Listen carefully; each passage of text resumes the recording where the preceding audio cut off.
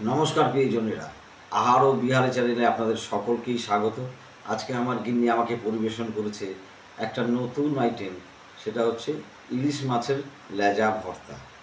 এই বর্ষার মরশুমে ইলিশ মাছের তো দুর্দান্ত স্বাদ হয়, সেই জন্য আমাদের নতুন সংযোজন এই আইটেম। আসুন জেনে নিই আমার গিন্নি কী কী উপকরণ দিয়ে এই ইলিশ মাছের লেজা ভর্তা তৈরি করবে।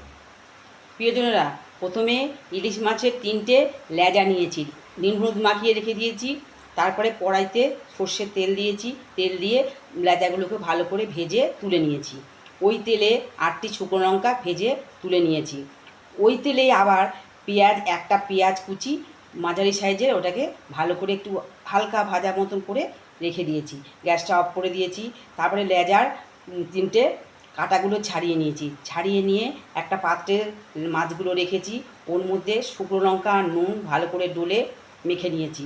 আর ওর মধ্যে ধনেপাতা কুচি দিয়েছি, স্বাদ মতো নুন দিয়েছি, সর্ষের তেল দিয়েছি। আর ওই যে পেঁয়াজ ভাজাটা ছিল কড়াইতে, ওই ইলিশ মাছের তেল আর পেঁয়াজ ভাজাটা ওর মধ্যে দিয়েছি, দিয়ে ভালো করে চটকিয়ে মেখেছি। মাখার পরে তৈরি হয়ে গেছে আজকের ইলিশ মাছের লেজার ভর্তা। হাজবেন্ডকে দিয়েছি, হাজবেন্ড খেয়ে বলুক লেজার ভর্তা কেমন হলো। তাহলে প্রয়োজনেরা সকলেই শুনলেন, জানলেন। এখন আমি শিগগিরই খেয়ে নিয়ে আপনাদেরকে জানাচ্ছি কেমন হলো খেতে।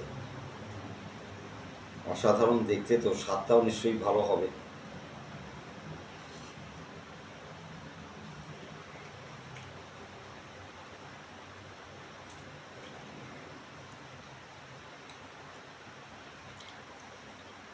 অসাধারণ। আপনারা অমৃতর কথা শুনেছেন, অমৃতের মতন খেতে, এই ঠিক সেই ধরনের স্বাদ হয়েছে।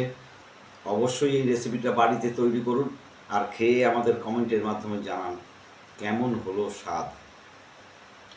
আপনারা সকলেই ভালো থাকুন, সুস্থ থাকুন আর আমাদের পাশে থাকুন। আর আমার চ্যানেলকে লাইক, শেয়ার, সাবস্ক্রাইব করুন।